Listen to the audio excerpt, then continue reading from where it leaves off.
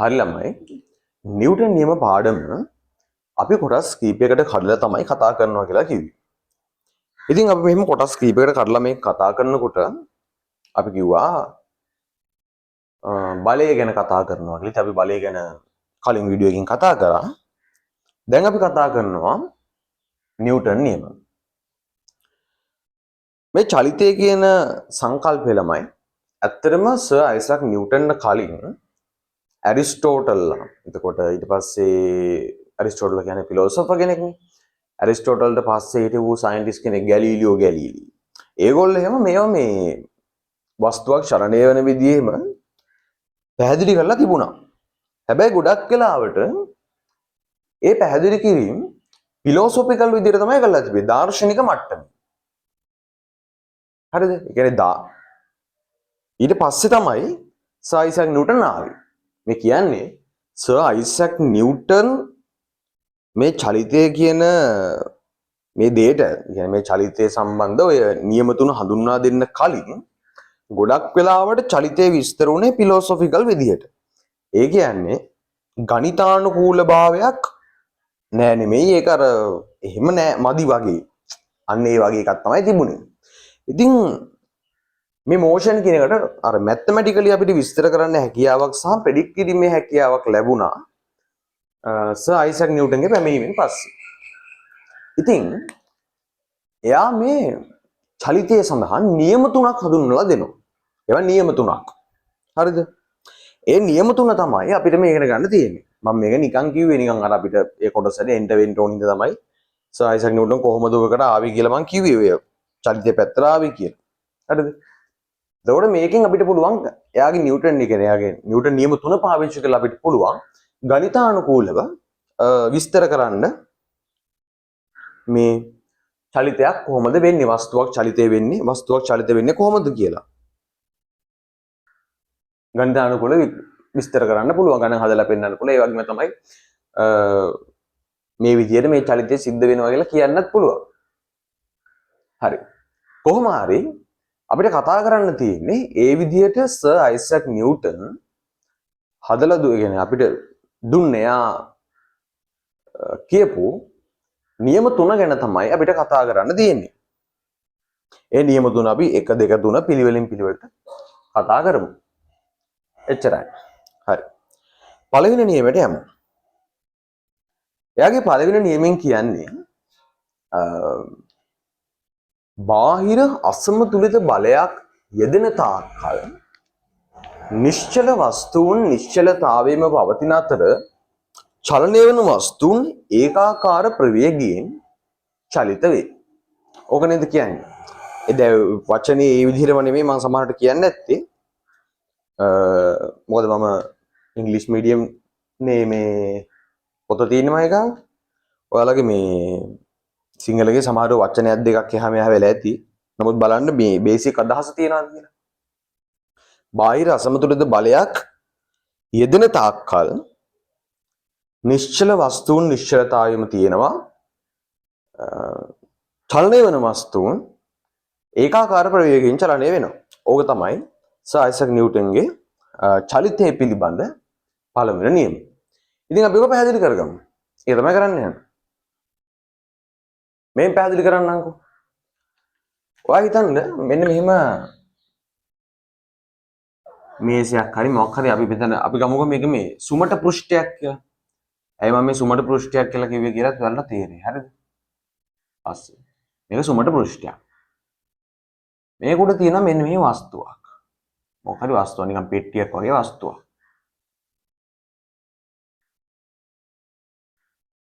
මේ වස්තුව නිශ්චලයි. නිශ්චලයි කියන එක තේරෙනව නේද? ඒ කියන්නේ කොහෙවත් යන්නේ නැහැ කියන්නේ එයාගේ මේ පොසිෂන් එක, එයාගේ පිහිටීම වෙනස් වෙන්නේ නැහැ. කොහොම නිශ්චල වස්තුවක් තියෙනවා. හරිද? බාහිර අසමතුලිත බලයක් යෙදෙන තාක්කල්. ඒකේ මොකද්ද? මං කිව්වා කලින් වීඩියෝ එකේදී කියන්නේ බලය ගැන කතා කරනකොට අපිට මොකක් හරි වස්තුවක් චලනය කරන්න ඕන නම් චලිත වෙන වස්තු නවත්තන්න ඕන නම් ඔය වගේ බලයේ අර කාර්යයන් ගොඩක් තිබුණානේ. ඒවට ඕන වෙන්නේ නිකම්ම බලයක් නෙමෙයි අපිට ඕන වෙන්නේ අසමතුලිත බලයක්. බාහිර කතාවෙන් කියන්නේ ඒක බාහිරින් ඇති කරනවා කියන එක. මොකද දැන් හිතමුකෝ මේක ලොකු බස් එකක් කියලා ඔයාලා මෙහෙම වැඩ කරලා ඇති නේද පොඩි කාලේ. නවත්තලා තියෙන බස් එකට නැගලා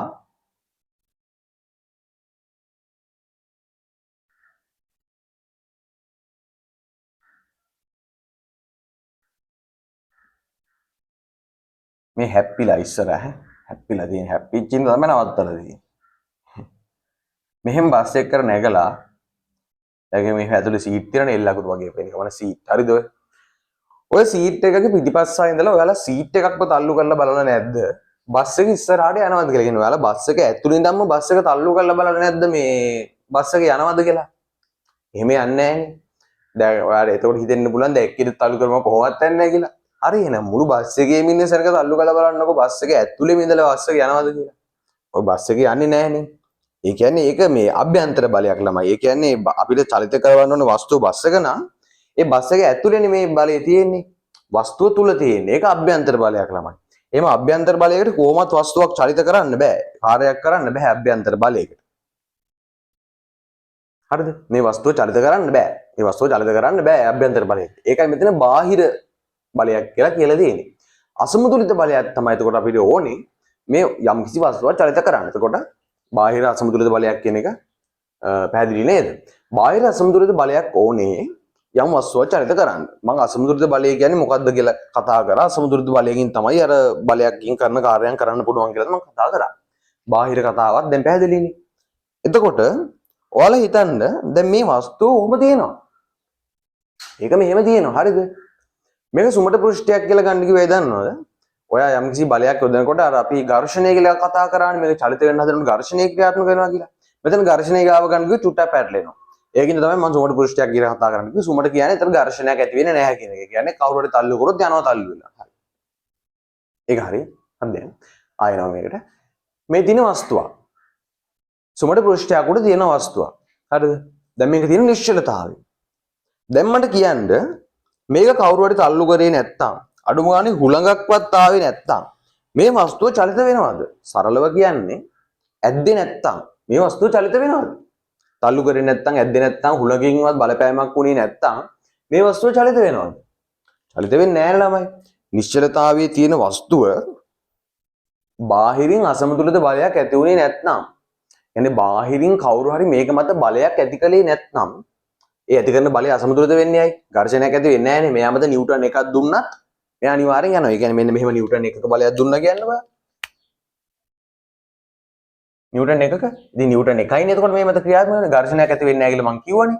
ඒ කියන්නේ මේක තල්ලු වෙනවා. මේ සමහරට මේක අලියෙක් වගේ වුණත් වෙන්න පුළුවන්.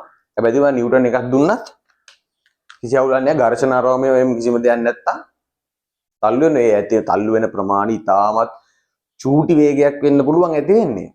පොඩි තොරණයක් වෙනම තොරණේ ඒවට යන්න එපා. තල්ලු වෙන විදිහනේ මේ වැදගත්. මේක තල්ලු වෙනවනේ. හරිද? අපි චූටි හරි බලයක් දුන්නොත් තල්ලු වෙනවා. ඒ ඝර්ෂණයක් නැහැ. ඉතින් ඔයා එහෙම බලයක් දුන්නේ නැත්තම් මම කියන්නේ එහෙම බලයක් දුන්නේ නැත්තම් මේක තල්ලු වෙන්නේ නැහැ. ඒක තමයි නිව්ටන්ගේ පළවෙනි නියමයේ පළවෙනි කොටසෙන් කියන්නේ. බාහිර අසමතුලිත බලයක් දුන්නේ නැත්තම් එයි බාහිර අසමතුලිත බලයක් යෙදෙන තාක්කල්. ඒ කියන්නේ ඔයාලා දෙන්නේ නැතුව ඉන්න තාක්කල් දුන්නොත් යනවා. දෙන්නේ නැති තාක්කල් නිශ්චල වස්තු නිශ්චලතාවෙම තියෙනවා. ඒවට කිසි වෙනසක් වෙන්නේ නැහැ. ඒවා ඒ විදිහටම තියෙනවා. කොහෙවත් යන්නේ නැහැ. උලඟක් හරි ගහලා මෙහෙමයි උලඟ අදින්නේ. කොහොමද උලඟ අදින්නේ? උලඟක් හරි ගහලා මෙහෙට තල්ලුවක් ඇති වුණොත් මේක යනවා තල්ලු වෙලා. එහෙම නැත්තම් යන්නේ නැහැ. ඒක තමයි කියලා තියෙන්නේ. මං හිතනවා පැහැදිලි කියලා. බාහිර අසමතුලිත බලයක් යෙදෙන තාක්කල් නිශ්චල වස්තුන් නිශ්චලතාවෙම තියෙනවා. එච්චරයි. ඊළඟ කොටස යනවා නිව්ටන්ගේ පළවෙනි නියමය. බාහිර අසමතුලිත බලයක් යෙදෙන තාක්කල් චලිත වන වස්තු කොහොමද කියන්නකෝ ඒකාකාර ප්‍රවේගයෙන් චලනය වෙන්නේ. මට කියන්න මේක නම් චුට්ටක් ඉමේජින් කරන්න තියෙන්නේ. හරිද? අපි යනවා අභ්‍යවකාශයට. හරිද? අභ්‍යවකාශය ඔයාලා හිතන්න අර කිසිම ප්ලැනට් එකක්, කියන්නේ ග්‍රහ ලෝකයක්, එහෙම කිසිම දෙයක් නැති තැනක. මම හිතන කියන්නේ අපි හිතමුකෝ අභ්‍යවකාශය සම්පූර්ණ හිස් කියලා.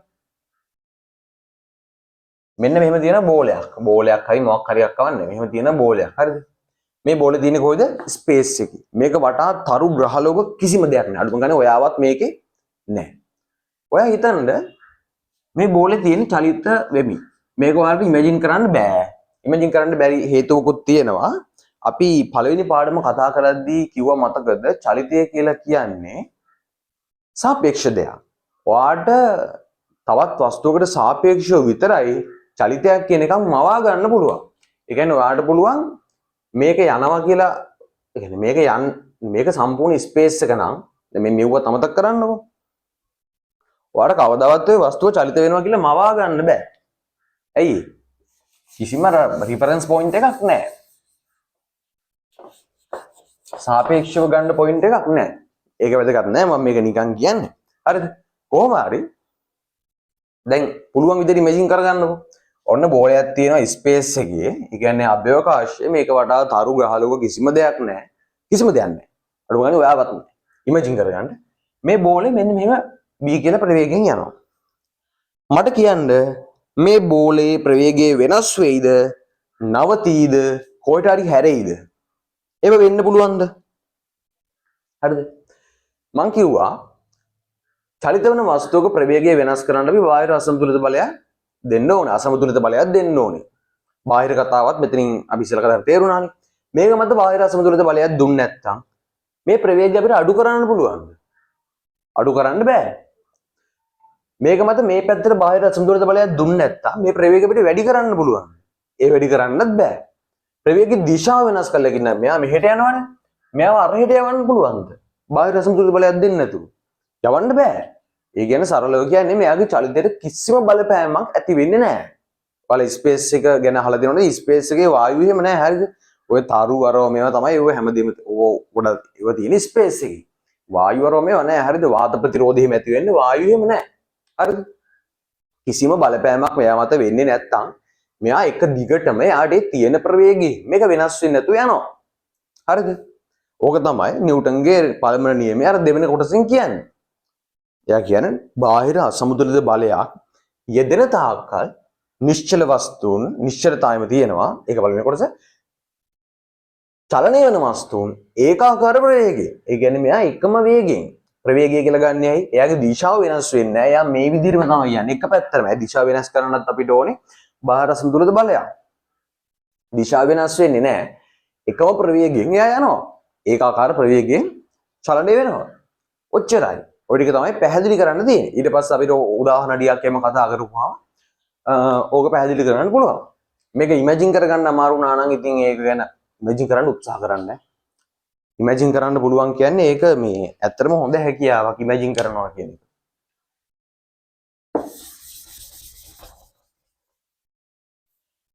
ඒක තමයි.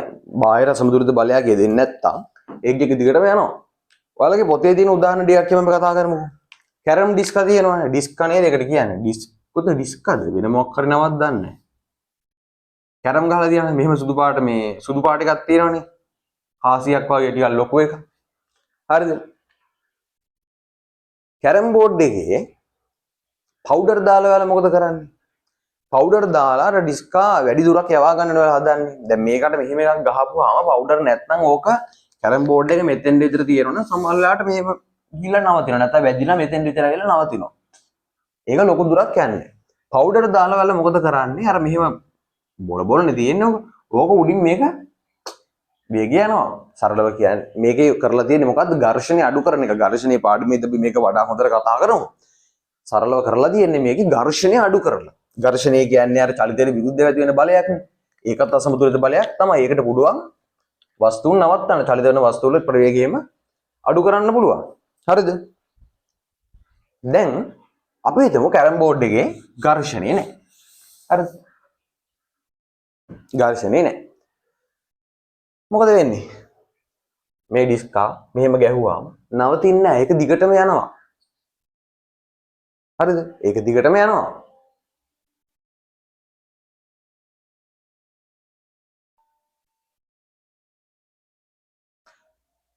ගම්මිතා සංස්කෘතිය එහෙම කියලා ඒවා තියෙනවා. ඒවා හිතන්න එපා. මෙහෙම ගහුවාම ඩිස්කා මේක නවතින්නේ නැහැ. දැන් ගම්මේ තන සංසිතියක් මට මතක් වුණා. ඒවා හිතන්න එපා. මොකද අර මේ පැත්තේ කැරම් බෝඩ් එක අනන්තයට යනකල් දිගට නෑනේ. මේ මග ගිහිලා වදිනවනේ. ඒවා හිතන්න එපා.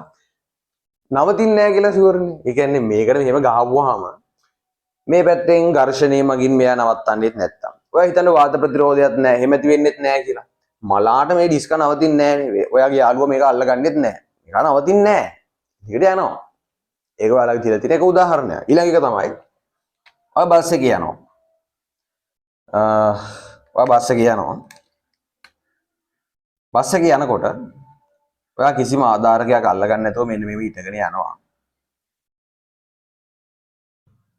ඉස්සරහින් අපි තුමු බල්ලෙක් පයින්නවා බස් එකට. ඔහොම බල්ලෙක් පයින්. බල්ලා වඳින්නේ කොහොමද?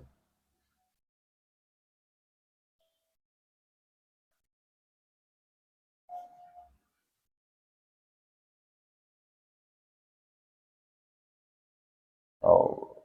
මම දන්නේ කොහොම හරි ඔහොම බල්ලෙක් පයින්නවා. හරිද? ඔහොම බල්ලෙක් පයින්නවා. 555 මොකක්ද බල්ලෙක් කන්නේ තියෙනවද? ඔහොම බල්ලෙක් පයින්නවා. හරිද? ඒක බල්ලෙක් වගේ නෙමෙයි කොහොමද? බල්ලෙක් පයින්නවා කියලා දන්නෝ. හරිද?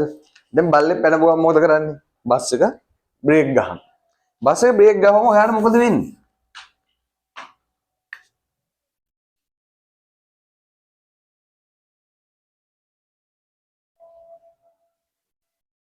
ඔයාට මොකද වෙන්නේ? අත්දැකීමෙන්ම දන්නේ නැති ඔයා ඉස්සරහට යනවා කඩාන බිඳගෙන යනවා ඉතින්. ඉස්සරහ මිනිස්සු ඉන්නෝ නම් තල්ලු කරගෙන බිඳගෙන යනවා. ඒක වෙන්නේ කොහොමද දන්නවද? හරිද? දැන් බස් එක මෙහෙම යනවනේ. ඔයා හිතන්න බස් එක V කියලා ප්‍රවේගයකින් ඉස්සරහට යනවා කියලා. V. ඒ ප්‍රවේගයේ ඔයාටත් තියෙනවා. ඔයාත් ඉන්නේ මේක ඇතුලේ. හරිද? බස් එක එක සැරේට බ්‍රේක් ගන්නවා. එක සැරේට බ්‍රේක් ගහපුවාම ඔයා ඉස්සරහට ඔයාගේ ප්‍රවේගය මොකද වෙන්නේ? ඔයා මත ක්‍රියාත්මක වෙනවා නම් ඔයාගේ ස්පර්ශ වෙලා මෙන්න මේ කකුල් දෙකනේ බස් එකේ යට වෙන කොහෙවත් අල්ලගෙන නැහැ. හරිද? ඔයා මෙහෙම ඉස්සරහට යන්න හදනකොට ඒ ප්‍රවේගය වෙනස් වෙන්නේ. ඔයා මෙහෙම යන්න හදනවා. හරිද? ඔයාගේ කකුල් දෙක නම් මොකද කරන්නේ? බස් එකේ ඝර්ෂණය මගින් අල්ල ගන්නවා. බස් එක නැවතිනවා. බස් එකේ ඝර්ෂණය මගින් කකුල් දෙක අල්ල ගන්නවා. හැබැයි ඔයාගේ මෙන්න මේ උඩ කොටස ඇගේ උඩ කොටස අල්ලගන්න ඒ මත ක්‍රියාත්මක වෙන්න කිසිම ආකාරයක බලයක් දෙන්න විදියක් නැහැ. කවුරු හරි අල්ලගත්තෙත් නැහැ කියලා හිතන්නකෝ. එහෙම බලයක් දෙන්න විදියක් නැහැ. එතකොට මොකද වෙන්නේ? ඒ උඩු කොටසේ තියෙන මේ v කියන ප්‍රවේගය වෙනස් වෙන්නේ නැහැ. එයා මොකද කරන්නේ? එක දිගට මෙහෙම යනවා.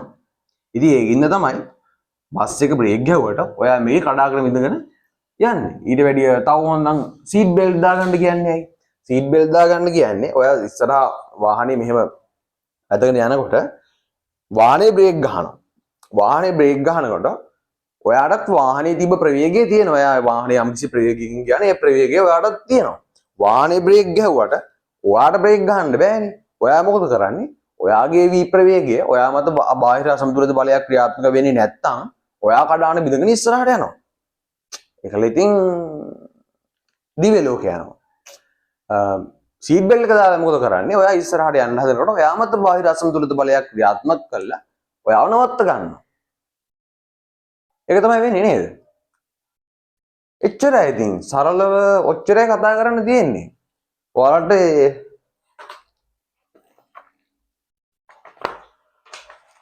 තප්පරයක් දෙන්න.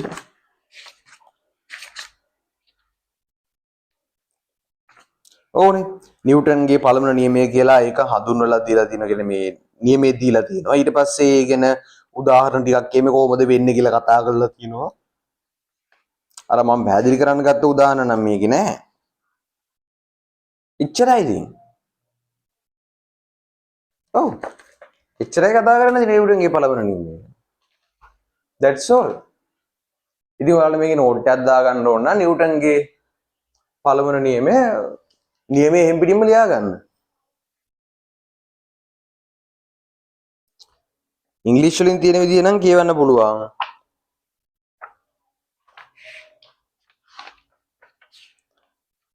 ඒකේ තියෙන until an unbalanced force is applied on it, bodies at rest remain stationary and bodies in motion continue to move at uniform velocities.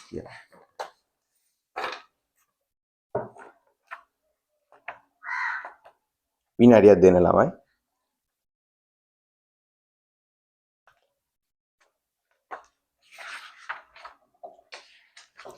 හරි. නිව්ටන්ගේ පළවෙනි නියමය නෝට් එකක් දාගන්න ඕනේ. ඉතින් ඒක තමයි ලියාගන්න තියෙන්නේ. නිව්ටන්ගේ පළවෙනි නියමය ඔයාලා පැහැදිලි කරද්දී අහගෙන හිටියා නම් ඒක තේරෙන්නේ නැති කියලා හිතෙනවා. නෝට් එකක් වගේ දාගන්න නම් බාහිර අසමතුලිත බලයගේ යෙදෙන තුරු නිශ්චල වස්තුන් නිශ්චලතාවයෙන්ම පවතින අතර චලනය වන වස්තුන් ඒකාකාර ප්‍රවේගයෙන් චලනය වේ. මං කිව්ව හරි නේද? බාහිර අසමතුලිත බලයක් යෙදෙන තුරු නිශ්චල වස්තුන් නිශ්චලතාවයෙන්ම පවතින අතර චලනය වන වස්තුන් ඒකාකාර ප්‍රවේගයෙන් චලනය වේ. එච්චරයි තියෙන්නේ. ඊළඟට අපිට කතා කරන්න තියෙන්නේ නිව්ටන්ගේ දෙවන නියමය ගැන. ඒක නම් ගණන් හදන්න තියෙනවා. මේ වගේ එහෙම ඉතින් එහෙම ගණන් හදන්න එහෙම මොකුත් නැහැ. ඉතින් එහෙම ගණන් හදන්න පුළුවන්ද? බෝඩ් එක මකාගෙන එන්න. හරි. දැන් අපි යන්නේ නිව්ටන්ගේ දෙවන නියමයට. නිව්ටන්ගේ දෙවන නියමය මොකක්ද කියන්නේ? නිව්ටන්ගේ දෙවන නියමය කියන්නේ වස්තුවක ඇතිවන ත්වරණය එයට යොදනු ලබන අසමතුලිත බලයට අනුලෝම සමානුපාතික වන අතර වස්තුවේ ස්කන්ධයට ප්‍රතිලෝම සමානුපාතික වේ. වස්තුවක ඇතිවන ත්වරණය එයට යොදනු ලබන අසමතුලිත බලයට අනුලෝම සමානුපාතික වන අතර වස්තුවේ ස්කන්ධයට ප්‍රතිලෝම සමානුපාතික වේ. මෙහෙමයි කියන්නේ හරිද? දැන් ත්වරණයක් ඇති වෙන්නේ මොකක්ද? ත්වරණයක් ඇති වෙනවා කියන්නේ වස්තුව චලිත වෙනවානේ. ඒ කියන්නේ එතන වෙන්නේ එතන ප්‍රවේගය, ඔතන ප්‍රවේගය වැඩි වෙන එක ගැන තමයි කතා කරලා තියෙන්නේ. ප්‍රවේගය අඩු වෙන එකටත් අපි කිය ප්‍රවේගය වෙනස් වෙනවා නම් අපි ඒකට කියන ත්වරණයක් තමයි. නමුත් මෙතන කතා කරලා තියෙන ත්වරණය කියන්නේ ප්‍රවේගය වැඩි වෙන එක. අපි අර ත්වරණයේ කොටස් තුනකට බෙදලා ඒකේ පළවෙනි කොටස ප්‍රවේගය වැඩි වෙන එකත් අපි කතා කරේ ත්වරණය කියලා. ඒක ගැන තමයි මෙතන කියලා තියෙන්නේ.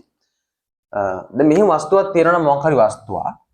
මේ වස්තුවේ මොකක් හරි ත්වරණයක් ඇති වෙනවා නම්, එහෙම ත්වරණයක් ඇති වෙනවා නම් ඒ ත්වරණය අනුලෝම සමානුපාතිකයිලු එයා මත ඇති කරන අසමතුලිත බලයට. සරලව කියන්නේ මෙයා මත බලය වැඩිපුර දෙන්න. ඔයා හිතන්නේ ඔයා මේක තල්ලු කරන යනවා කියලා. ඔයා අර වැඩියෙන් හાર્ඩ් වැඩිපුර තල්ලු කරන්න එයා මත ඇති වෙන ත්වරණය වැඩි වෙනවා. ඔයා දෙන බලය වැඩි වෙන්න එයාගේ මත ඇති වෙන ත්වරණයත් වැඩි වෙනවා. ඔයා දෙන බලයවත් දෙගුණයකින් වැඩි කරොත් ත්වරණය දෙගුණයකින් වැඩි වෙනවා. ඔය ඉස්සලා දුන්න නිව්ටන් 10 කියලා දැන් ඔයා නිව්ටන් 20ක් දුන්නොත් ත්වරණේ A නම් ඉස්සලා තිබ්බේ ඒක 2යි A වෙනවා. ඒක තමයි ඔය අනුලෝම සමානුපාතිකයෙන් කතාවෙන් කියන්නේ. ආයෙ කියනවා එයා මත ඇතිවන ත්වරණය ස්කන්ධයට ප්‍රතිලෝම සමානුපාතිකයි. සරලව කියන්නේ ඔයා ඔය තල්ලු කරන වස්තුව තියෙනවනේ. ඔයා බලය යොදන වස්තුව තියෙනවනේ. වස්තුවේ ස්කන්ධය වැඩි වෙන තරමට එයා මත ඇතිවන ත්වරණය අඩුයි. ඔයා හිතන්නේ මෙහෙම දෙයක්. ඔයා එකම බලය යොදනවා ඔයාගේ යාළුවටයි ඔයාගේ යාළුවාට වඩා ඇඟ මේ ස්කන්ධය විතරක් වෙනස් ලොකු මේ මීහරකෙට. ස්කන්ධය විතරයි වෙනස්. නැත්තම් යාළුවම තමයි. අන්දයක් තියෙනවා. එකම බලය යොදනවා. එකම බලය යෙදුවත් අපි දන්නවා යාළුවා තල්ලු වෙනවා වගේ මීහරක තල්ලු වෙන්නේ නැහැ. ඉතින් තියෙන වෙනස මොකද්ද? මේ ස්කන්ධය වැඩි. මීහරකේ මොන්නේ නැහැ මම මේ නිකන් කිව්වේ. මෙයාගේ මේ ස්කන්ධය අඩුයි මෙයාගේ ස්කන්ධය වැඩි කියන්නේ. ස්කන්ධය වැඩි වෙන්න අර තල්ලු වෙන වේගය නෙමෙයි ත්වරණය අඩුයි. ඒක තමයි ඔය කියන්නේ. ස්කන්ධය වැඩි වෙනකොට ත්වරණය අඩු වෙනවා. ඔය එකම බලය යෙදුවත්. ඔයා දැන් ස්කන්ධය දෙගුණයකින් වැඩි වුණා කියලා. ත්වරණය දෙගුණයකින් අඩු වෙනවා. ඒ කියන්නේ ඔයා ස්කන්ධය 2යිම් කරොත් ඒ කියන එක ඒ බෙදීම 2 වෙනවා. ඒක තමයි කියන්නේ.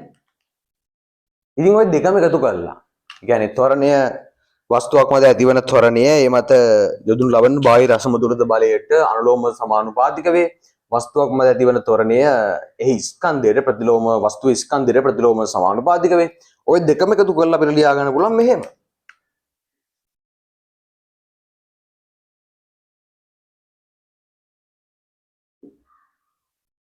කැපිටල් M නෙමෙයි නේද දාන්නේ සිම්පල්. ඕම දාලා ලියන්න පුළුවන්. ඒකල ඕකට නියතයක් එහෙම දාලා හදාගන්න විදියක් තියෙනවා. නියතයක් එහෙම දාලා හදාගන්න වෙන්නේ මෙහෙම. මේ අනුලෝම සමානුපාතික ලකුණ සමාන ලකුණක් කරගන්නවා නියතයක් දාලා. නියත දාන විදිය ආය ඒක ඕනේ නැහැ ඔයාලට. ඒකලා මේ m එක ගන්නවා මේ පැත්තට. එහෙම ගන්න පුළුවන් කියලා දන්නව නේද? ගණන් වලින් මේ හරස් ගුණිතය එහෙම ගන්න. ඊට පස්සේ ගන්න f සමානයි m a කියලා. මේ සමීකරණය දැකලා ඇති. ඉතින් නිව්ටන්ගේ දෙවන නියමය ලියන්න කිව්වොත් ලියන්න ඕනේ ගණන් වලට මේ වැදගත් වෙන්නේ මෙන්න මේ සමීකරණය. ගණන් හදනකොට මේක මතක තිබ්බනම් ගේමක් ගහන්න පුළුවන්. එතකොට නිව්ටන් අර්ථ දක්වන්නේත් ඔහොම හරිද? ඒගොල්ලෝ අර්ථ දක්වන්නේ නිව්ටන් හරිද? මෙහෙම. කිලෝග්‍රෑම් එකක වස්තුවක් තියෙනවා 1 kg එකක. ওই වස්තුවට අපි ලබා දෙනවා 1 ms ඍණ 2ක ත්වරණයක්. අන්න එහෙම ත්වරණයක් ලබා දෙන්න අවශ්‍ය බලය නිව්ටන් එකක් කියලා ගන්නවා. ඔය අර මේ නියතේ හැදෙන විදිහත් ඕනනම් ඉතින් කියන්න පුළුවන්. ඕනේ නිතිය ඕනේ. F සමානයි kma කියලාම දාලා ඒක A level වලට කියලා දෙයි. ඒක ඕනේ. හරිද? එතකොට නිව්ටන් එකක් ඒකේ අර්ථ දැක්වීම මතක තියාගන්න. කිලෝග්‍රෑම් එකක වස්තුවකට තප්පර වර්ගයට මීටර එකක ත්වරණයක් ලබා දෙන්න අවශ්‍ය බලය තමයි නිව්ටන් එකක් විදිහට අර්ථ දක්වන්නේ. ඔයා දැන් කිලෝග්‍රෑම් දෙකක වස්තුවකට දෙන්න ඕන 1 ms දෙකක ත්වරණයක්. එතකොට මොකද වෙන්නේ? නිව්ටන් දෙකක් ඕනේ. මේ විදිහට ඇත්තටම ඔච්චරයි තියෙන්නේ නිව්ටන්ගේ දෙවන නියම ගැන කතා කරන්නේ. ඔයාලට මතක තියෙන්න ඕනේ F සමානයි ma කියන එක. ඊට පස්සේ ඒ ගැන මේ නිව්ටන්ගේ දෙවන නියමයේ මේ තියෙන ඔයාලට මේ ප්‍රැක්ටිකල් එකක් වගේ එකක්. ඒකේ කරන්නේ ලී කුට්ටියක් අරගෙන මේවා ආදර්ශනීය කරලා බලන්න තියෙන්නේ. ඒකිට අපි මැනලා බලන්න විදියක් නෑ නිකන් ඇහි මිම්මට බලන්න වගේ තමයි තියෙන්නේ. ලී කුට්ටියක් නෙමෙයි ඒකට ඕනේ ට්‍රොලියක් නේද? ට්‍රොලියක් කියලා කියන්නේ ඔය මේ මොනවා හරි යමක් තියන්නට අරයන්න පුළුවන් වගේ පොඩි රෝද දෙයක් හයි කරලා තියෙන මේක රෝද දෙයක් නෙමෙයි රෝදා කරක් වනේ මේක. මේක එක පැත්තක් මෙන්න එහෙම මොකක් හරි මේකක් සම්බන්ධ කරලා ඕකට රබර් බෑන්ඩ් එකක් දාලා මෙන්න මෙහෙම අදිනවා. මෙහෙම අත ඔහොම අල්ලගෙන මේ පැත්තෙන් අල්ලගෙන මේ පැත්තට අදිනවා. ඇදලා මොකද කරන්නේ? මේ අත අතාරිනවත් එක්කම මේ රබර් බෑන්ඩ් එක පුංචි වෙන්න ඉඩ දෙන්නේ නැතුව ඒ කියන්නේ දැන් අතාරියොත් මොකද වෙන්නේ? අත මේ අත මෙහෙම තියාන අතාරියොත් මොකද වෙන්නේ? මේක යනවා මෙහෙම යනවා. ගිහිල්ලා වෙලා මේ පැත්තේ මෙහෙට එනවා. අපි අත ඉතුරු වෙන්නේ මේ හරිය. මේක මෙහෙම යනවා ඉස්සරහට. එහෙම නැතුව මේකෙන් රබර් බෑන්ඩ් එක පොඩි වෙන්න දෙන්නේ නැතුව අපි මේ අතත් මේ ගානේ අර මේ වස්තුව චලිත වෙනකොට මේ ට්‍රොලි චලිත වෙනකොට මෙහෙම අරගෙන යනවා. එහෙම අරගෙන යන අවස්ථා කීපයක් තියෙනවා. ඉස්සෙල්ලාම එක රබර් බෑන්ඩ් එකක් දාලා ඊට පස්සේ රබර් බෑන්ඩ් දෙකක් දාලා ඊට පස්සේ රබර් බෑන්ඩ් තුනක් දාලා ওই තුනේ වෙනස චෙක් කරලා බලනවා. මේකේ තියෙන ත්වරණයට වඩා මේකේ තියෙන ත්වරණය වැඩි. ඊට වැඩි මේකේ ත්වරණය වැඩි. ඒ වලට ත්වරණය කියනකොට උන එක සැරේට අදහසක් එන්නේ නිකන් මෙහෙම හිතන්නකො. මීට වැඩි ක්ෂණිකව මේක යනවා. රබර් බෑන්ඩ් දෙකක් දාලා තිබුණා. ඇයි ඒ? මෙයාමත් ඇති වෙන්නේ F බලයක් නා. එකම විදියට රබර් බෑන්ඩ් එක අර ඇදලා කරලා ඒ විදිහට හදලා ගත්ත අපි නිකන් ආසන්න වශයෙන් ගමු 2යි F. ඒ කියන්නේ රබර් බෑන්ඩ් දෙකක් දාගුවම අර වගේ දෙගුණයක බලයක් ඇති වෙනවා. මෙතන තුන්ගුණයක බලයක් ඇති වෙනවා. එහෙම ගත්තා මොකද වෙන්නේ? බලය අනුලෝම සමානුපාතිකයි ත්වරණය. මේකේ ත්වරණයට වැඩිය මේකේ ත්වරණය දෙගුණයකින් වැඩි. මේකේ වගේ මේක තුන්ගුණයකින් වැඩි. ඒක අපිට මැනලා බලන්න වගේ බෑ. අපිට හැමින්මඩ කියන්න පුළුවන්. ඉතින් මේකට වඩා මේක ක්ෂණිකව මෙහෙම යනවා. ඊට පස්සේ ඕකම තියෙනවා ආයසරයක් අර ස්කන්ධේ ප්‍රතිලෝම බව බලා ගන්න. ඉස්සල්ලාම මෙහෙම අරගෙන යනවා. දෙවෙනි අවස්ථාවේදී එකම රබර් බෑන්ඩ් එක තමයි දාන්නේ 1යි. හැබැයි මේකේ මොකද කරන්නේ? ස්කන්ධය වැඩි කරනවා. ඒ කියන්නේ උඩින් මොකක් කරන ලී කුට්ටියක් වගේ එකක් තියෙනවා. ස්කන්ධය වැඩි කරනවා. ස්කන්ධය වැඩි කරලා අර විදිහට මෙහෙම කළා මොකද කරන්නේ? ඇදගෙන යනවා. ඒ විදිහට ස්කන්ධය පහළට වැඩි කර කර යද්දී ඔයාලට පේනවා. මේක ගියා වගේ ක්ෂණිකව මේක යන්නේ නැහැ. තව ස්කන්ධය වැඩි කරොත් ඒක ක්ෂණිකව යන්නේ නැහැ. අපි පුළුවන් වුණොත් මේක මේ කරලා වීඩියෝ කරලා වෙනම දානවා. බලමු ඒක පුළුවන් වෙයිද කියලා නම් කියන්න අමාරුයි. වෙන දෙයක් හින්දා නෙවෙයි මේ ට්‍රොලියක් හොයාගන්න විදියක් නැහැ.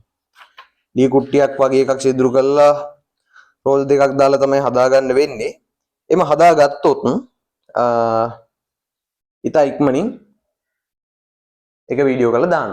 දැන් අපි මං හිතනවා මේක සරලව තේරුණා කියලා. ඉතින් මේකෙත් එහෙම කියලා තේරුම් කරලා දෙන්න විතරයි තියෙන්නේ. ඊට පස්සේ ඉතින් මේක ගැන නෝට් එකක් දාගන්න ඕන නම් නිව්ටන්ගේ දෙවන නියමේ නෝට් එකක් දාගන්න. වස්තුවක් මත ඇතිවන ත්වරණය ඒ වස්තුව මත ඇති කරන බාහිර අසමතුලිත බලයට අනුලෝම සමානුපාතික වන අතර වස්තුවේ ස්කන්ධයට ප්‍රතිලෝම සමානුපාතික වෙයි. එච්චරයි. ඒක ලියා ගන්න. විභාගයට අහනවා ලියන්න අහනවා.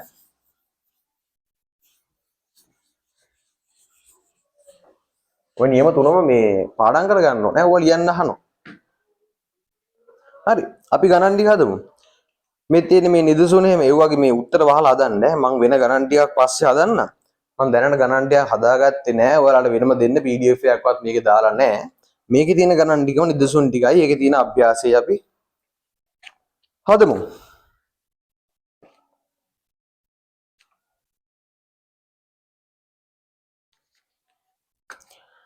නිදසුන 1 කිලෝග්‍රෑම් 5ක ස්කන්ධයට 2 m ශ්‍රේණියක ත්වරණයක් ලබා දීම සඳහා අවශ්‍ය බලය කොපමණද? ඉතින් F සමාන m ඊට දාන්න තියෙනවා. F සමාන m කිලෝග්‍රෑම් 2යි. අපි දෙන්න ඕනේ ත්වරණය කීයද? 2 m ශ්‍රේණියක. දෙවරක් 2 4යි. 4යි kgms ඍණ 2 කියලා දාන්න පුළුවන්. එහෙම නැත්නම් අපි නිව්ටන් කියලානේ මෙතන බලය මයින් එකකේ ගන්න. 4යි නිව්ටන් කියලා ගන්න පුළුවන්. ගැටලුවක් නැහැ. නිදසුන 2 ඒකාකාර ප්‍රවේගයෙන් ගමන් කරන කිලෝග්‍රෑම් 6ක ස්කන්ධයක් සහිත වස්තුවකට ඒ ගමන් කරන දිශාවට නිව්ටන් 12ක බලයක් යෙදීමෙන් එහි හට ගන්නා ත්වරණය සොයන්න. ඒකාකාර ප්‍රවේගයෙන් යන යම්කිසි වස්තුවක් තියෙනවා. මෙහෙම එයාගේ ප්‍රවේගයෙන් අපිට වැඩක් නැහැ. මම නිකන් දාගන්න v කියලා. කිලෝග්‍රෑම් 6ක වස්තුවක් ඒක. ඒක ගමන් කරන දිශාවට මේ කියන්නේ මෙහෙටම දෙනවා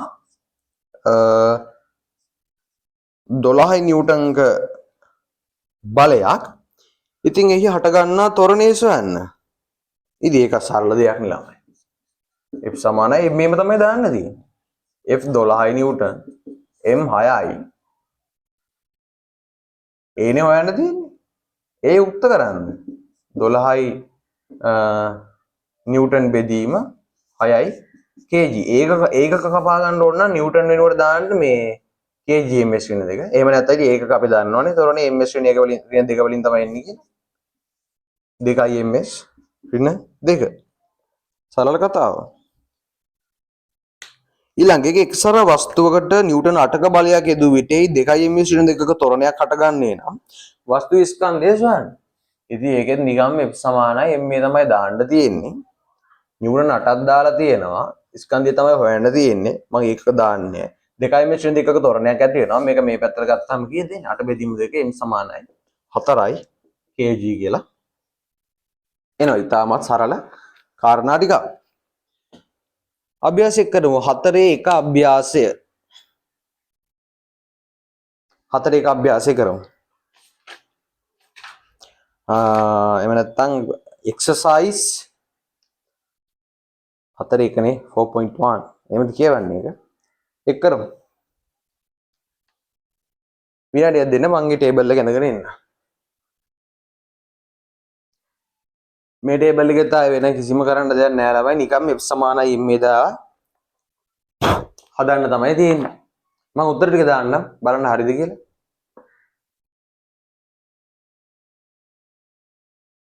හරි බලන්න මේ උත්තර ටික හරිද කියලා.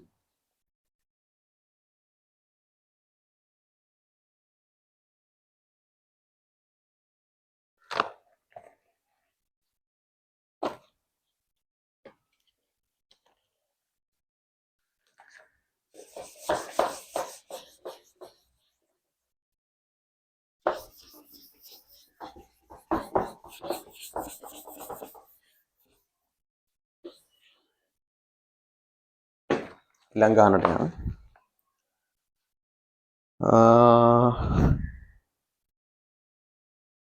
කිලෝග්‍රෑම් 4ක ස්කන්ධයක නිව්ටන් 9ක බලයක් යෙදුවොත් ඒක දැනට මත ඒකාකාර ප්‍රවේගයෙන් චලනය වෙන එකනේ. මම මෙහෙම කියන්නේ කිව්වොත් ඔක දැන් ප්‍රශ්න ඔක්කොම පැටලෙනවා. තප්පරයක් දෙන්න. හරි. ඒකාකාර ප්‍රවේගයෙන් චලනය වෙමින් තිබූ කිලෝග්‍රෑම් 4ක ස්කන්ධයක් සහිත වස්තුවකට ඒ චලනය වන දිශාවට නිව්ටන් 6ක බලයක් යෙදුවොත් එයි නැතිවන ත්වරණය ගණනය කරන්න. ඒකාකාර ප්‍රවේගයෙන් චලනය වෙමින් ඉන්නේ. මෙන්න මේක විශේෂයෙන් කියන්න ඕන දෙයක් ළමයි. ඔයාලා මතකද මම ස්පේස් එකේ ඇඳලා පෙන්නවා බෝලයක්. හරිද? ඔයා හිතන්න ඔයාගේ යාළුවයි හරි යාළුවා ඕනේ නැහැ. මෙන්න මේ ආකාර ප්‍රවේගයෙන් චලන වෙන වස්තුවක් තියෙනවා. මේ වස්තුව මත දෙන්නෙක් දෙපැත්තක ඇති කරනවා නිව්ටන් 10 ගානේ බලයන් දෙකක්. මෙහෙම. හරිද? දැන් මට කියන්න මේ වස්තුව මත අසමතුලිත බලයක් ක්‍රියාත්මක වෙලා තියෙනවද කියලා? නෑ නේද? net force එකේම නැත්නම් සම්ප්‍රයුක්ත බලයේ බිඳුවයි මෙයා මත අසමතුලිත බලයක් ක්‍රියාත්මක වෙලා නෑ. බාහිර අසමතුලිත බලයක් ක්‍රියාත්මක වෙලා නෑ. එහෙනම් මෙයාගේ ප්‍රවේගය වෙනස් වෙන්නේ නෑ. බලයන් දෙකක් මෙයා මත ක්‍රියාත්මක කරලා තිබුණත් මේ බලයන් දෙකින්ද මෙයාගේ ප්‍රවේගයට කිසි වෙනසක් වෙන්නේ නෑ. ඒ කියන්නේ මෙයා තවදුරටත් ඒකාකාර ප්‍රවේගයෙන් චලනය වෙනවා. ඒක කියන්නේ බැරි වෙච්ච දෙයක්. මොකද ප්‍රශ්නයක් අහලා තිබුණේ මෙහෙම. ඒකාකාර ප්‍රවේගයෙන් චලන වෙන වස්තුවක් තියෙනවා. ඒකාකාර ප්‍රවේගයෙන් චලන වෙන වස්තුව මත බලයක් ක්‍රියාත්මක වෙයි. නෑ එහෙම නෑ. ඒකාකාර ප්‍රවේගයෙන් වස්තුවක් චලනය වෙනකොට ඒ මත බලයක් ක්‍රියාත්මක වෙන්න පුළුවන්. එකක් නෙමෙයි. බලයන් ක්‍රියාත්මක වෙන්න පුළුවන්. නැති වෙන්න පුළුවන්. වැඩක් නෑ. නිව්ටන් 6ක බලයක් දෙනවා යන දිශාවටම. ඔය යන දිශාවටම කියලා තියෙන්නේ ඇයි දන්නවද ළමයි? හරිද? හිතන්නකෝ F සමාන m මේක දාන්න තියෙන්නේ. මම ඔයාලට කිව්ව නේද ළමයි බලය කියලා කියන්නේ දෛශිකයක්. අපි බලය යොදන්නේ අපිට වස්තුව චලනය කරන්න ඕන දිශාවට. ත්වරණය කියන්නේ කොහොමද දෛශිකයක්? ඔය කියන වස්තුව චලනය වෙන්නේ මේ පැත්තට නම් එයාට ත්වරණය තියෙන්නේ මේ පැත්තට. ත්වරණය මේ පැත්තට. එහෙනම් අපි එයා චලිත කරවන්න ඕන. අපි දෙන බලය දෙන්නේ කොහෙටද? ඒ පැත්තටම දෙනවා කියලා තියෙන්නේ. මේ පැත්තට. හැබැයි හදිසි හරි ඔයා එහෙම නැතුව අනිත් පැත්තට දැම්ම කියන්නකො. බලයක් දෙනවා මෙන්න මේ පැත්තේ. නවත්තන්න මේ චලිත වෙන එක නවත්තන්න. ඔයාලට දාන්නනේ මොකද? ඍණ F. හරිද?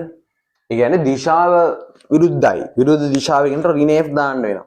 අර මේ අපි හදාගත්තේ මොනවද මේ විස්ථාපනය හදද්දි ඒ විදිහම දාන්න පුළුවන්. හරිද? ඒ වගේ ගානක් තිබ්බොත් අපි දාලා බලමු. එකම දිශාවට තමයි වෙන දීලා තියෙන්නේ. ඉතින් නිව්ටන් 6ක බලයක් නේද දීලා තියෙන්නේ. නෑ නිව්ටන් නිව්ටන් 6ක බලයක් දීලා තියෙනවා. කිලෝග්‍රෑම් 4ක වස්තුවක් මත ත්වරණය තමයි අහන්නේ. 6 බෙදීම 4 තමයි එන්නේ. 1.5 ms ඍණ 2. එම වස්තුව වෙත එම බලය චලිතයේ සිදු වූ දිශාවට විරුද්ධ අතර යෙදුවේ නම් හට ගන්නා මන්දනය සොයන්න. ඉතින් මේ F සමානයි MMයි විරුද්ධ දිශාවට කියන්නේ මේ මෙතන උඩ පේන්නේ නැහැ නේද මම කියන්නේ. මෙන්න අනිත් පැත්තට යොදන්නේ. මේ වස්තුව චලිත වෙන්නේ මේ පැත්තට නම් අපි ඉස්සෙල්ලා බලය දුවේ මේ පැත්තට නම් දැන් බලය යොදන්නේ ඔය ගානේ B කොටසේ බලය යොදන්නේ අනිත් පැත්තට. අනිත් පැත්තට බලය යොදනවා නම් අපි මොකද කරන්නේ? බලය තියෙන්නේ මේ පැත්තටනේ. බලය තියෙන්නේ මේ පැත්තට හින්දා අපිට පුළුවන් මෙහෙම හරිද? දැන් මේකේ මේ ත්වරණය සහ බලය කියන දෛශිකම දෙකම දෛශිකනේ අපිට පුළුවන් මෙහෙම හදන්න. හරිද? F සමාන m කියන සම්පූර්ණ සමීකරණය මේ පැත්තට දාලා හදන්න පුළුවන් මෙහෙම. එහෙම වුණොත් බලය කියන එක මේ පැත්තට කියලා සලකලා තමයි අපි ගන්නෙ. මේ පැත්තට ධන කියලා සලකලා එහෙම වුණොත් F සමානයි m a. ත්වරණය දැන් චලිත වෙන්නේ අර පැත්තටනේ. චලිත වෙන්නේ අර පැත්තට නම් ත්වරණය මොකද වෙන්නේ? බලයක් මේ වල දන්නවනේ. මෙහෙට චලිත වෙන වස්තුවක් තියෙනවා කියන්නේ බලයක් මෙහෙට දුන්නොත් මොකද වෙන්නේ? මෙහෙම යන කාර් එකක් තියෙනවා මේ පැත්තට. බලයක් මෙහෙට දුන්නොත් මොකද වෙන්නේ? යාගේ ප්‍රවේගය අඩුනේ වෙන්නේ වැඩි වෙන්නේ නැහනේ. එහෙනම් ඒක මන්දනයක්. එතන වෙන්නේ මොකද්ද? ඍණ ත්වරණයක් එන්නේ. බලය එනවා මෙතන ඍණ දා ගන්න වෙනවා. එතකොට ඔයාලට 6 නිව්ටන් මෙතන කිලෝග්‍රෑම් 4 එනවා. කිව්වල 1.5යි. හැබැයි ඍණ ms ඍණ 2. මන්දනය සොයන්න කියලා තියෙන ඉඳ අපි දන්නවා ත්වරණය මෙහෙම ලිව්වට මන්දනය කියලා දාමු අපි මේක අයින් කරලා තමයි ලියන්නේ. ඒක අයින් කරලා ලියන්න. එහෙම නැත්නම් f සමාන m එක මෙහෙම දා ගන්නත් පුළුවන්. ත්වරණය අපි මේ තිබ්බ පැත්තටම කියලා අපි සලකනවා. තිබ්බ පැත්තටම කියලා සලකලා බලය මේ පැත්තට දානවා. එතකොට බලයට අපි දා ගන්නවා ඍණ 6. මෙතන m බෙදීම එනවා. එතකොට 4යි. ආයෙනවා. ඒ ත්වරණය ආයෙත් වෙනවා ත්වරණය 1.5යි ms ඍණ 2 මොනවද? ඍණ ත්වරණය. ඍණ ත්වරණය මෙහෙට තියෙනවා කියන්නේ ඒකේ අදහස මොකද්ද? නිකන් ත්වරණය අනිත් පැත්ත ගහලා වගේනේ.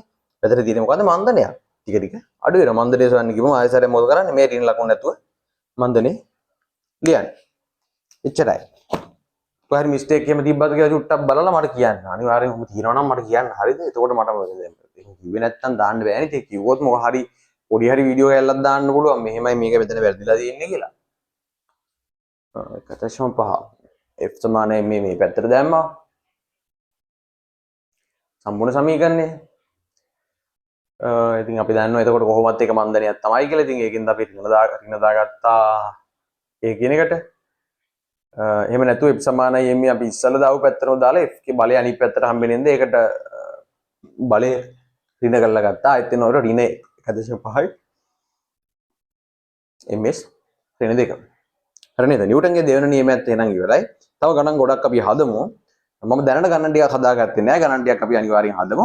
නිව්ටන්ගේ තුන්වෙනි නියමය තව වීඩියෝ එකක් කරලා මේකෙන් කරන්නේ මේ වෙලාවේ අත්‍යවශ්‍ය වැඩකට යන්න වෙනවා. එතකොට තව වීඩියෝ එකක් කරලා මේ වීඩියෝ එකටම මේ සම්බන්ධ කරලා එක වීඩියෝ එකක් විතර නියම තුනම දෙනවා. වේගය වැඩි නම් ඒක මේ කරන යන්නේ වේගය වැඩි නම් ඒකත් දාන්න මේ කමෙන්ට් එකක් දාන්න කියන්න. ජය වේවා. හරි ළමයි. අපි දැන් කරන්න යන්නේ නිව්ටන්ගේ තුන්වෙනි නියමය. මේ නිව්ටන්ගේ තුන්වෙනි නියමය තමයි දැන් ඉගෙන ගන්න යන්නේ. ඇත්තට මේක නිව්ටන්ගේ තුන්වෙනි නියමය වුණාට ඔයගොල්ලන්ට ඉක්මනටම මතක හිටින නියමය තමයි මේක. ඔයගොල්ලන්ට විතරක් නෙවෙයි අපිටත් එහෙම තමයි දවස්. මේ නියමය තමයි for every action there is an equal and opposite reaction. එහෙම නැත්නම් අපි කියනවා සෑම ක්‍රියාවකටම විශාලත්වයෙන් සමාන වූත් දිශාවෙන් ප්‍රතිවිරුද්ධ වූත් ප්‍රතික්‍රියාවක් ඇත. සෑම ක්‍රියාවකටම විශාලත්වයෙන් සමාන වූත් දිශාවෙන් ප්‍රතිවිරුද්ධ වූත් ප්‍රතික්‍රියාවක් ඇත. එහෙම නැත්නම් ආයෙත් මම කියනවා for every action there is an equal and opposite reaction. මෙතන ඇත්තටම මේ අපිට ඇත්තටම ටිකක් වැදගත් කාරණාවක් ඉගෙන ගන්න තියෙනවා. මෙතන මේ action and reaction කියන්නේ මොකක්ද? ක්‍රියාව සහ ප්‍රතික්‍රියාව කියලා මෙතන හඳුන්වන්නේ මොකක්ද? ඇත්තට මෙතන ක්‍රියාව සහ ප්‍රතික්‍රියාව කියලා හඳුන්වන්නේ බලයන් ගැන. ඒ කියන්නේ ක්‍රියාව කියන්නේ බලය, ප්‍රතික්‍රියාව කියලා හඳුන්වන්නේ බලයට සමාන බලයක් ඇති වෙනවා කියලා තමයි කතාව කියන්නේ. ඔය කියන්නේ මෙහෙම කතාවක්. හරිද? අපි බලය ගැන කතා කරනකොට කිව්ව මතකද? දැන් මෙහෙම යම් කිසි වස්තුවක් තියෙනවා කියන්නකෝ. මෙහෙම යම් කිසි වස්තුවක් තියෙනවා. හරිද? මේ වස්තුව මත ඔයා මෙහෙම ඉන්නවා කියන්නකෝ. ඔයා මේ මොකද කරන්නේ?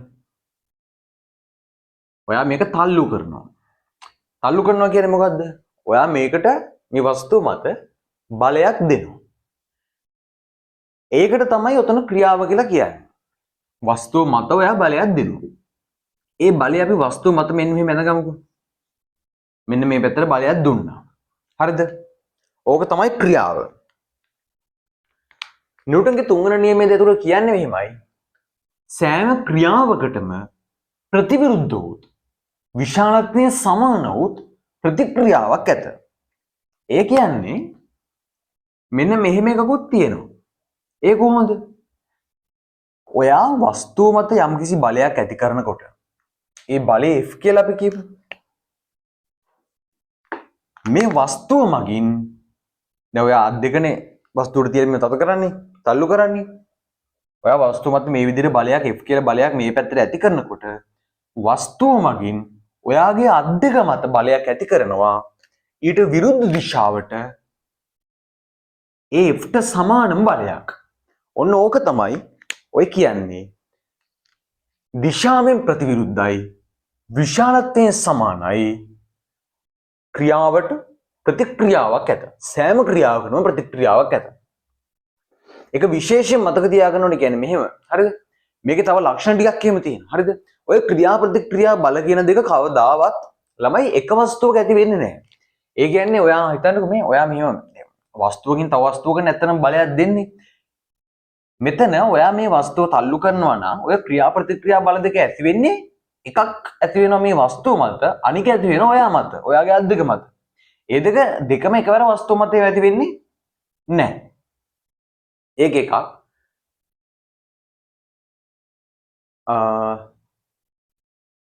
හරි. මම කිව්ව එක තේරුණා නේද? නිව්ටන්ගේ තුන්වෙනි නියමය කියන්නේ for every action there is an equal and opposite reaction. ඒ කියන්නේ සෑම ක්‍රියාවකටම දිශාවෙන් ප්‍රතිවිරුද්ධ වූත් විශාලත්වයෙන් සමාන වූ ප්‍රතික්‍රියාවක් ඇත. සෑම ක්‍රියාවකටම විශාලත්වයෙන් සමාන වූ දිශාවෙන් ප්‍රතිවිරුද්ධ ප්‍රතික්‍රියාවක් ඇත. ඒකෙන් අර කියව සරලව කියන්නේ දැන් මම මෙහෙම බෝඩ් එක තල්ලු කරනවා කියලා කියන්නේ මෙහෙම.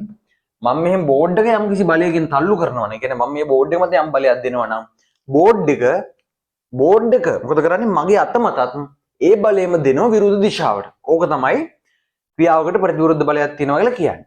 එතකොට අපි ක්‍රියා ප්‍රතික්‍රියා කියලා හඳුන්වන්නේ බලයන්. ඒ වගේ ලක්ෂණ කීපයකුත් මේත් එක්කම කතා කරගෙන ඉමු.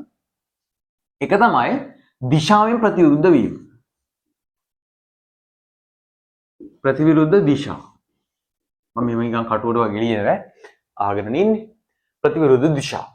අනික තමයි විශාලත්වයෙන් සමාන. ඒක කොහොමද මේ නියමෙම කියවෙනවනේ.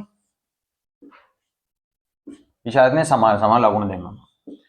අනිත් එක තමයි මේක ඇති වෙන්නේ වස්තු දෙකක් මත.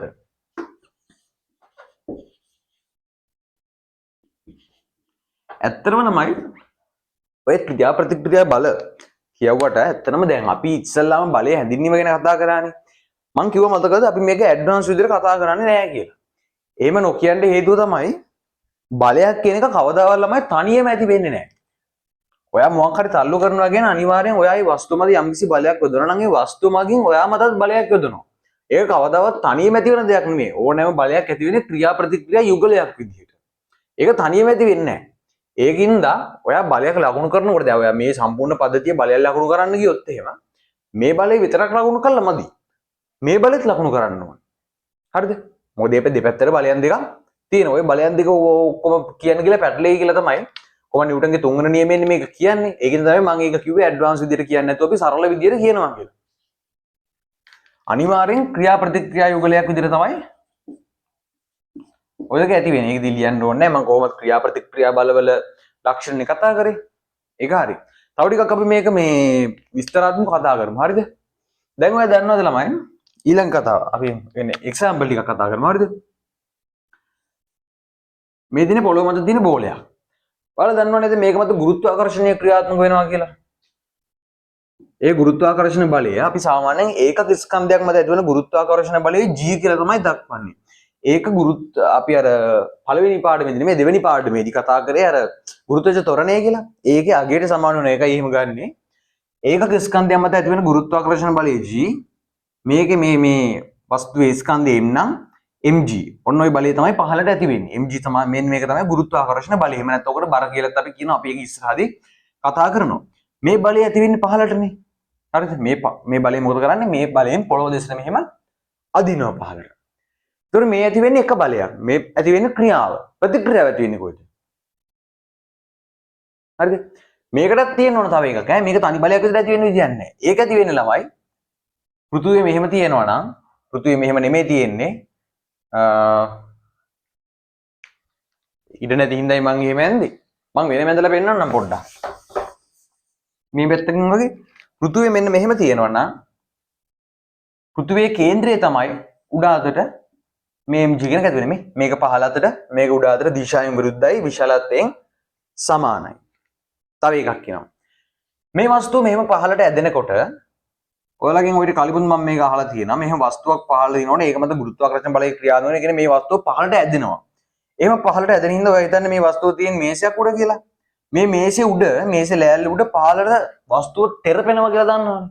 ඒ තෙරපීම නිසා වස්තුව මගින් මේසේ මත යම්කිසි බලයක් ඇති වෙනවා මේක මෙහෙම පහළට. ඒක R කියලා ලකුණු කරගන්න. මේසේ මගින් වස්තුව මත යම්කිසි බලයක් ඇති වෙනවා මෙන්න මෙහෙම උඩට. R කිය. හරිද? මේකට සාමාන්‍යයෙන් අපි කියනවා අභිලම්බ ප්‍රතික්‍රියාව කියලා. ඒක ඝර්ෂණය වගේ අපි කතා කරනකොට ටිකක් කතා කරමු. ඒවා ලොකුවට කතා කරන්නේ නැහැ. නමුත් අර නාම මාත්‍ර වශයෙන් තියෙනවා. මේ R කියන බලය දැන් මේක මේසෙ මගින් මෙයා මත ඇති වෙන බලයනේ. මේකත් අපි කතා කරමුකෝ. එතකොට මේ වස්තුව මත ඇති වෙන බලයක් තියෙනවනේ මේ පැත්තට R කියලා. මෙයා මත තව බලයක් ඇති වුණා නේද? අපි ඉස්සෙල්ලාම කතා කරපු එක. ඇයි මෙයා පහළට තෙරපෙන්නේ? ගුරුත්වාකර්ෂණ බලයෙන්. ඒක ඇති වෙනව නේද mg? හරිද? ඔය දෙක සමාන වෙලා තමයි ওই වස්තුව නිශ්චලතාවය තියෙන්නේ. නිශ්චල වස්තුව නිශ්චලතාවෙම තියෙන්නේ ඇයි? එයා මත බාහිර අසමතුලිත බලයක් නැති හින්දා. අපි ඉස්සෙල්ලාම කතා කරමු නිව්ටන්ගේ නියමය. මේ දෙක සමානයි. එහෙම වුණාම සම්ප්‍රයුක්ත බලයක් නැහැ. ඒතකොට බාහිර අසමතුලිත බලයක් නෑ ඒක තමයි ඒගොල්ලෝ සමතුලිතව තියෙන්නේ. ඒක මම අමතර කතාවක් විදිහට තමයි කිව්වේ. මේ බලයන් වල උදාහරණ මම කිව්වේ. ආයි මිනිස්සෙ පීරනකොට මොකද වෙන්නේ? ඔයාලට ඒව තමයි දීලා තියෙන්නේ. මිනිස්සෙ පීරනකොට මොකද වෙන්නේ? ඒ මිනිස්සයා අත් දෙක මගින් පිටිපස්සට වතුරේ පස්සහට මෙහෙම බලයක් යොදනවා. අතෙන් වතුර මත බලයක් යොදනවා. එතකොට වතුරෙන් ඒ මිනිස්සයාගේ අත් දෙක මත බලයක් යොදනවා. එතකොට මේ සම්පූර්ණ බලයෙන් ඒ මිනිස්සයා ඉස්සරහට යනවා. ඊට පස්සේ තියෙනව නේද ප්‍රැක්ටිකල් එකක් වගේ එකක්. ළමයි දෙන්නෙක් මෙන්න මෙහෙම අත් දෙක තියාගෙන මෙහෙම ඉඳගෙන ඉන්නවා. මෙහෙම ලෑලි දෙකක් තියලා තියෙනවා. මෙහෙම ජිල් බෝල හරි මොනවා හරි බෝල ටිකක් උඩ. ඒ බෝල දාලා තියන්නේ ඒ ඝර්ෂණය නැති වෙන්න. ඝර්ෂණය තිබ්බොත් එහෙම හරි අමාරුයි. ඌ ඒ බලත් අපිට එහා මෙහා කරගන්න වෙනවනේ එතකොට. ඒවත් ගණනය කිරීම වගේ දේවල් කියන්නේ. මේවට ඒවත් බලපානවා හරිද? ඝර්ෂණය අඩු වෙන්න තමයි මේ විදිහට බෝල ටිකක් දාලා තියෙන්නේ. ඒක උඩ ලිස්සලා යන්න පුළුවන් වෙන්න. මේ ළමයි දෙන්න මොකද කරන්නේ? දෙන්න තල්ලු කරනවා. එතකොට දෙන්න හරි විරුද්ධ දිශාවලට යනවා. ඇත්තට මොකද දෙන්නේ තල්ලු කරන්න ඕනෙත් නැහැ. මේ ළමයි දෙන්න මද්දක තියාගෙන එක්කෙනෙක් තල්ලු කරත් ඇති. කිසි ප්‍රශ්නයක් නැහැ. දෙන්නම යනවා දෙපැත්තට. ඕක හොඳට බලන්න පුළුවන් ස්පේස් මේ කියන්නේ අභ්‍යවකාශයට වගේ කියනවා. ඔයාලා ගහලා බලන්න නිව්ටන්ස් third law in space කියලා.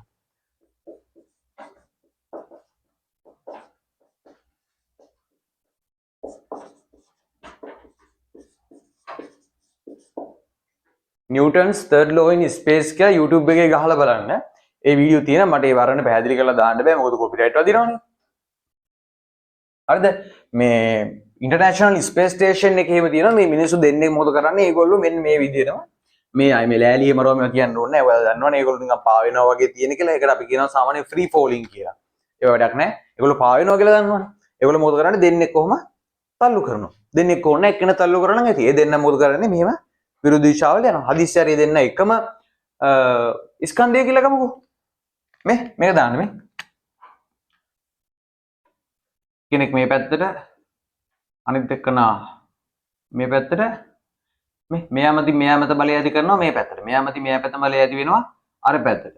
F සමානයි m දාන්න බලන්න. F සමානයි m. දෙන්නම එකම ස්කන්ධය කියන එක තේරෙන්නේ මොකද්ද මේ? මේක නියතයි. mm නියතයි. F කියන බලයන් දෙක කොහොමද ඇති වෙන්නේ? එකම ගාන. මොකද මේ දෙක ක්‍රියා ප්‍රතික්‍රියා බල එකේන තල්ලු කරත් ඒ දෙන්නම එකවර තල්ලු කරත් ඒ දෙන්නම ඇති වෙන්නේ ක්‍රියා ප්‍රතික්‍රියා බල. එහෙම දෙන්නම එක තල්ලු කරනවා කියලා එහෙම වෙන්නේ නැහැ. ඉතින් ඔහොම එකකින් තල්ලු කරපුවාම ඒ බලෙම තමයි දෙපැත්තට බෙදලා යන්නේ. එතකොට F නියතයි. එහෙනම් මොකද වෙන්නේ මේ F මේ පැත්ත මේ දෙකම නියතයි නා ඒත් නියතයි. ඒ කියන්නේ මේ දෙන්නම එකම තොරණයකින් දෙපැත්තට මේ වෙලා යනවා. එහෙම ස්කන්ධ සමාන නොවුනත් කිසි ප්‍රශ්නයක් නැහැ. ඔයාලා හිතන්නකෝ මේක පේනව නේද? ඔය ගැටලුවක් නැහැ පේනවා. එක මිනිහෙක් ඉන්න හැරිලා එයා ඉන්නේ මේ පැත්ත හැරිලා. අනිත් එක්කනයි ඉන්නේ මේ පැත්ත හැරිලා. එයාද මෙයා මෙන්න මේ පැත්තට තල්ලු කරනවා. ඒ කියන්නේ මෙයා මත බලය ඇති කරන්නේ මේ පැත්තට. මෙයාගේ පිට නැත්නම් මෙයාගේ කොන්දෙන් මෙයාගේ අත් දෙක මත බලය ඇති වෙනවා අර පැත්තට. ඒත් කිසි ප්‍රශ්න නැහැ. දෙන දෙපැත්තට යනවා. ස්කන්ධ සමාන නැහැ. එකම තරණිය කියනවා. ඒ කිසි අවුලක් නැහැ. නිව්ටන්ගේ තුන්වෙනි නියමය. සෑම ක්‍රියාවකටම ප්‍රතිවිරුද්ධ විශාලත්වයෙන් සමාන ප්‍රතික්‍රියාවක් තියෙනවා. අර ඇති කරන බලයට විරුද්ධ බලයක් අර පැත්තට ඇති වෙනවා. ඒකින්ද දෙන්නම තල්ලු වෙලා යනවා. තව බෝට්ටු පදින එකක් දීලා තියෙන උදාහරණ විදිහට ඔයාලට. හරිද? ඒකෙත් මොකද කරන්නේ? අර මොන දේවද කියන්නේ? හබල් නේද? හබල් නමකින් මෙහෙම කරලා ඉස්සරහට කරන්නේ මෙහෙම. ඉස්සරහට තල්ලු කරනකොට හබලේ මෙහෙම එනවාට ටිකක් පළල් කොටසෙන් වතුර පස්සට තල්ලු වෙනවා. වතුර මගින් මොකද කරන්නේ? හබල මත ඉස්සරහට බලයක් දෙනවා. එතකොට සම්පූර්ණ බලය අරගෙන බෝට්ටුව ඒ මනුස්සයත් එක්කම ඉස්සරහට යනවා. ආයෙත් බැලුම් බෝලේ කතාව. බැලුම් බෝලේ කතාව මම ඇත්තට මේ ඔයාලට මේ තියනවා නේද මෙන්න මෙහෙම කරන්න තියෙනවා. හරිද? බැලුම් බෝලේ අපි කතා කරලමුකෝ. බැලුම් බෝලේ වාතය ඇතුළට පුරවනවා. හරිද? වාතය පුරවලා මොකද කරන්නේ? වාතය පුරවලා මේ කට අතාරිනවා. අතාරපුවා මොකද වෙන්නේ? ඔයාලා දන්නව නේද? මේක දැන් ඇදිලා නැති බැලුම් බෝලේ. හරිද? මේ බැලුමේ බිත්ති මගින් වාතය පහළට තල්ලු කරනවා. මෙහෙම තියෙන වාතය මොකද කරන්නේ? මේ බැලුමේ බිත්තිය මගින් පහළට තල්ලු කරනවා. ඒ කියන්නේ බිත්තිය මගින් වාතය මත යම්කිසි බලයක් ඇති වෙනවා මේ පැත්තට. එතකොට වාතාණු මගින් ඒ විදිහට තියෙන වාතාංශ මගින් බැලුමේ බිත්තිය මත බලයක් ඇති වෙනවා උඩට. ඔය බලයේ හින්දා මේ බැලුම මෙහෙම උඩට යනවා. මෙන්න මේ අතර බලයක් ඇති වෙන උඩට වාතාංශ මගින් උඩට. එතකොට බැලුම් එක මෙහෙම යනවා. මේ දෙපැත්තට ඇති වෙන බලයන් ගැන හිතන්න එපා. මොකද දන්නවද? මෙහෙමුත් තද වෙනවා තමයි. මෙහෙමුත් තද වෙනකොට වාතාංශ මත මේ පැත්තට. මේ පැත්තට බලයක් ඇති වෙනවා මේ වාතාංශ මගින් මේ පැත්තට. මෙතන වාතාංශ මත මේ පැත්තට වාතාංශ මගින් බිත්තිය මත මේ පැත්තට මේ බලයන් දෙක මොකද වෙන්නේ මේ දෙපැත්තට තියෙනවා බැලුන් එක මත තමයි මේ බලයන් දෙක ඇති වෙන්නේ. මේවා තියෙන්නේ මොනවද? මේවා තියෙන වාතාංශ මත. ඒව හැම කපන්නේ බෑ හරිද? මේක මොකද වෙන්නේ මේ? එකම බැලුන් එක මත. එතකොට මේ දෙපැත්තට කැපිලා යනවා. ඒකයි ඔය දෙපැත්තට මෙහෙම යන්නේ නැත්තේ. මෙතන මෙතනදී පහලින් ඇති වෙන්න එකක් නැහැ. මේ විදිහට වාතාංශ පහළට තල්ලු වෙනවා. බිත්තිය උඩට තල්ලු වෙනවා. එතකොට මොකද වෙන්නේ? මෙහෙම යනවා. ඕක අපිට නිකන් ආදර්ශනීය කරන්න වගේ තියෙනවා. මෙහෙම අයි බෝඩ් එක මකාගෙන ඉමු.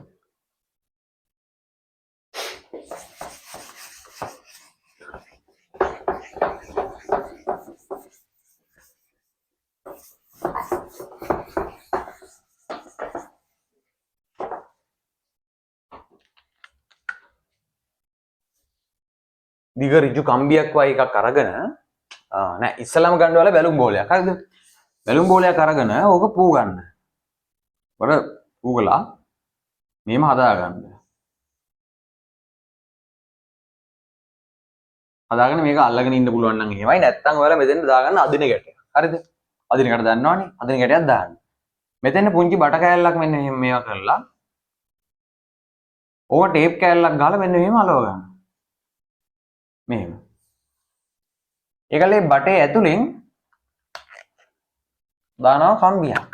ඒ කම්බිය හොඳට ඇදිලා තියෙන්න ඕනේ. නැත්තම් ඔක මෙහින පිස්සු ගිහින්. එහෙම කම්බියක් දානවා. ඒ කම්බියක් දානවා. කඩිනින් දාලා තියෙන කම්බිය. කම්බිය දාලා මොකද කරන්නේ? මෙතන තියෙන මේ ගැටේ ලියලා දාන මේ විදිහට. එතකොට මොකද වෙන්නේ? මේ විදිහට ඇතුලේ තියෙනවා වාතණු. මේ බිත්තිය මගින් මොකද කරන්නේ? වාතණු මත යම් කිසි බලයක් ඇති වෙනවා මෙහෙම. වාතණු තද වෙනවා. මේ පැත්තේ වාතය එළියට එනවා. වාතණු මගින් මේ බිත්තිය මත ඇති වෙන බලයක් මේ විදිහට ඒ බලය හේතු කොටගෙන ඒක බාහිර අසමතුලිත බලයක් විදිහට තමයි ක්‍රියා කරන මේ බැලුම් බෝලේට. බැලුම් බෝලේ මේ කම්බිය දිගේ හරියට යනවා. මම මේක ප්‍රැක්ටිකලි කියන්නේ මේ කර හරිද මේ මොහොතේ අපිට මට හොයාගන්න පුළුවන් වෙච්ච සම්පත් ටිකක් ඇසුරෙන් තමයි කරේ. මේ කම්බිය හරියට ඇදිලා නැහැ මම කරපු එක. ඒකින්ද ඒක පොඩ්ඩක් මෙහෙම වෙලා තමයි යන්නේ. ඒක මම දාලා තියන්න ලින්ක් එක. අවශ්‍ය නම් බලන්න ඉතින් මේක ඉතින් නොතේරෙන දෙයක් නෙමෙයි මේ වගේ. මේ ඉමේජින් කරලා උනත් මේව ගන්න පුළුවන්. ප්‍රැක්ටිකලි කරන්න දෙයක්වත් නැහැ. නිව්ටන්ගේ තුන්වන නියමය ආදර්ශනීය කරන්න තියෙන ඉතින් මේව රොකට් එකේ යන්නේ කොහොමද? රොකට් එකේ යන්නේත් එහෙමයි ඈ. රොකට් එක මොකද කරන්නේ? ඉන්ධන දහනය කරලා පල්ලෙහාට බලයක් ඇති කරනවා. ඒ බලය නිසා ඒට විරුද්ධව තියෙන බලයෙන් තමයි රොකට් එක ඉහළට යන්නේ.